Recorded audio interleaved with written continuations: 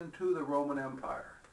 And then the Roman Empire, which is the encirclement, basically, of the Mediterranean Sea.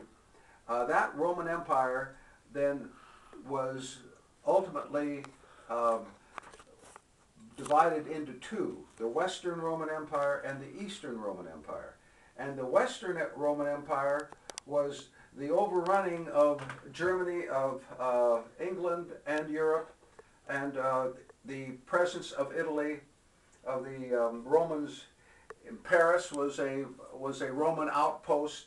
All of these other, it was Gaul then, it was not called France, but so it was the Romans' presence there was challenged by all of these different tribes that they came flooding in, these Indo-European tribes, the Franks, the Bulgars, the Magyars, just a constant stream of these off of this huge land mass.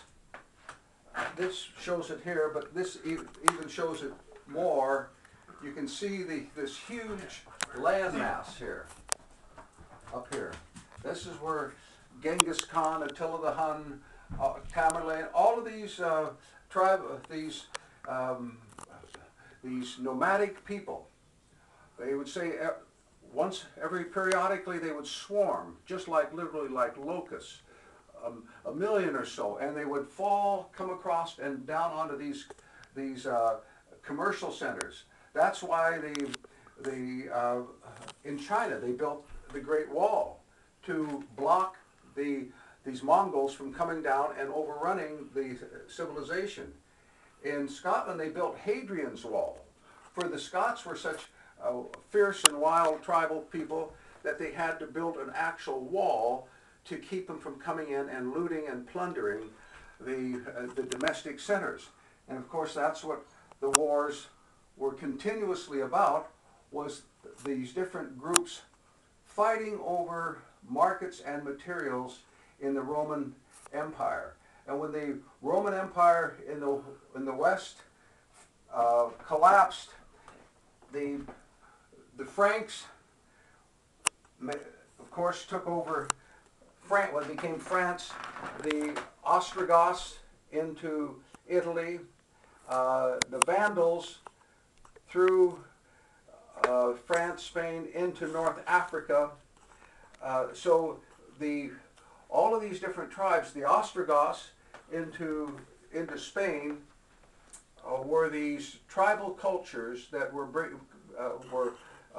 wiping out the ancient Roman cultures and starting these new tribal cultures. Now the level of sophistication, culturally and technically, it reverted. I said that when these wild tribes overran Western Europe, that was the onset of the Dark Ages. All learning stopped. The barbarians had contempt for all learning. So it reverted to a very primitive master-slave kind of a culture that ultimately came out of that. Now, the Eastern Empire, this relocated the Roman Empire, located to Constantinople, and by 300, and then these empires split, and they were in competition with one another because these are one commercial center against another commercial center, and so Constantinople continued as it had been called Byzantium, the Byzantine Empire they called it, Constantinople, and then in 395 King Constantine made Christianity a state religion for the Eastern Empire. But they were in name only, the ruthlessness and the brutality, the way that Christianity was spread. Christ would have wept that it was spread by the sword. That's what the Roman Empire was. It was It was an empire of conquerors. It was master and slave.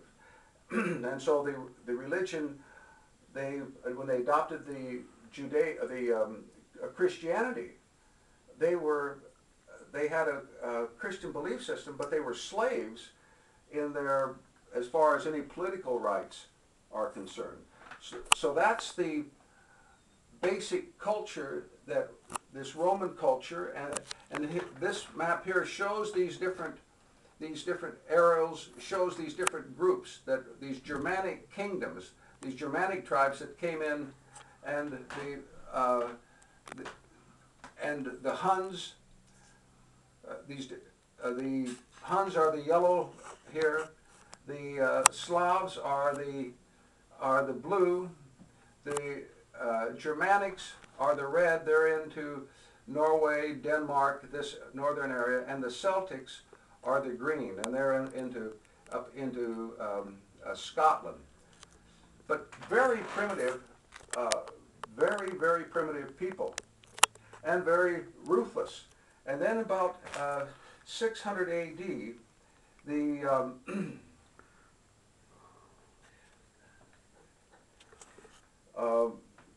about 600 A.D., in Mecca, in Saudi Arabia here, Muhammad founded the Muslim religion, and it was, by that time, the Byzantine Empire had spread around the Eastern Mediterranean, and it was very ruthless and very corrupt. Slave trade, all of that. And Muhammad was a Bedouin, and he preached Allah and went on a crusade against that, against these existing empires, the Byzantine Empire particularly, and they were successful. And they spread the Muslim religion all around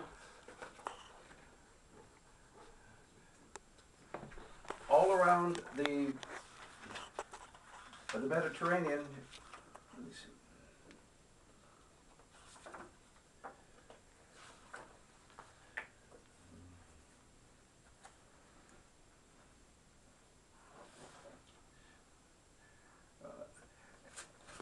They spread it all around the northern Africa.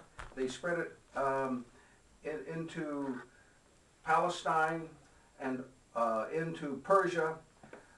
They spread this, and so there was this battle between Justinian, the Byzantine Empire, and the Arabs. Now that continued on. The Byzantine Empire was able to hang on until about 1200 A.D. And in 1200 A.D.,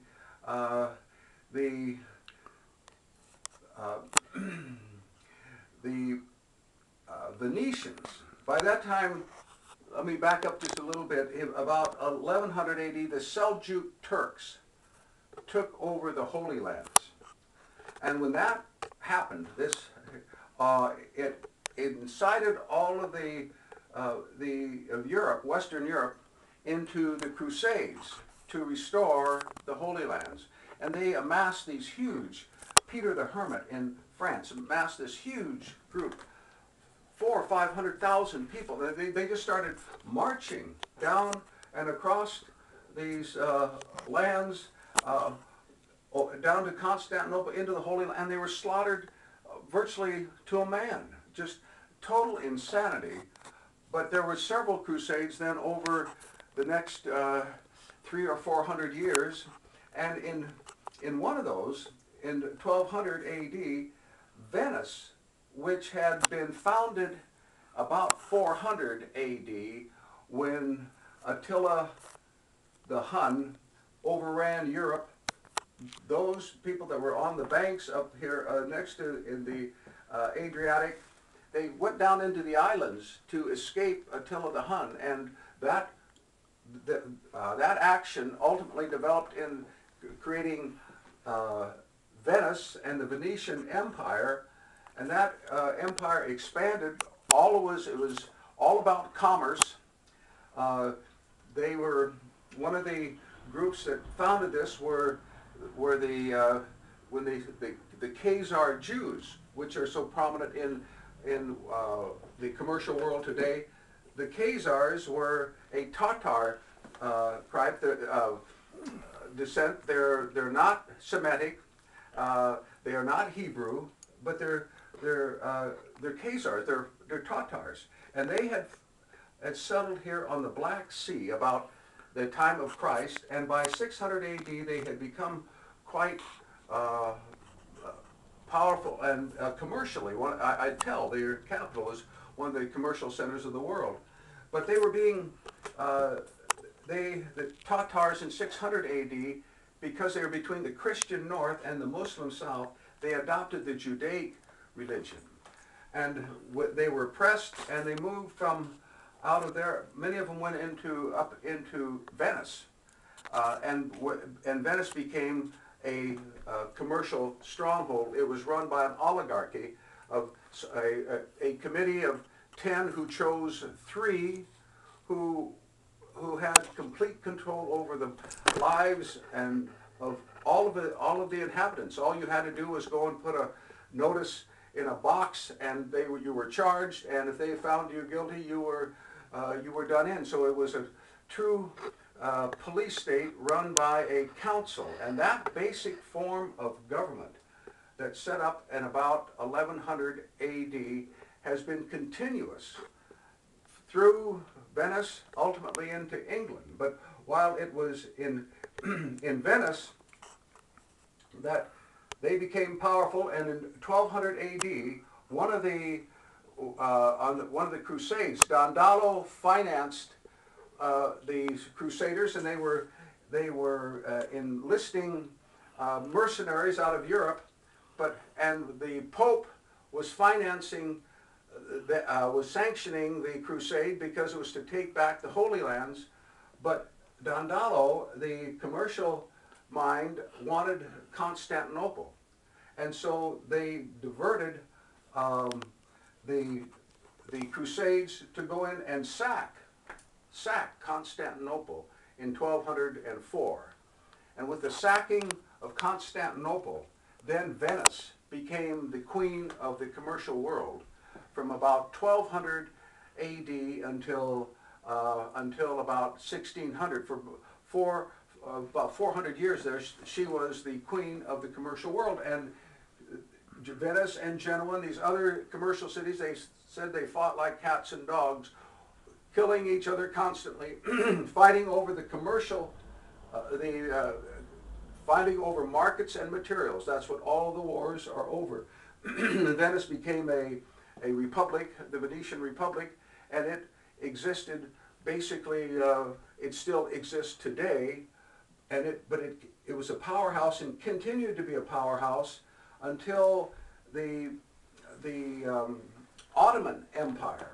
The first to invade were the Seljuks that caused the Crusades. The second was the Ottoman Empire that in about 1450 overran Constantinople, and they cut off the trade route from Venice down through the Red Sea and over to India and China, which were huge commercial markets.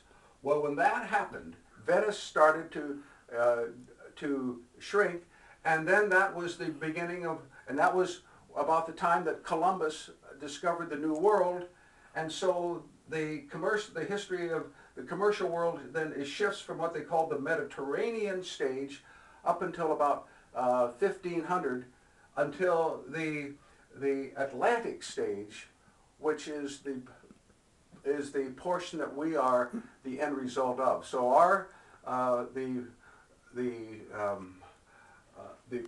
European culture coming to the New World here in 1500, that's where we have where our beginning in this country begins. But we are a continuum. simply of the European culture, which was a continuum, as we know it,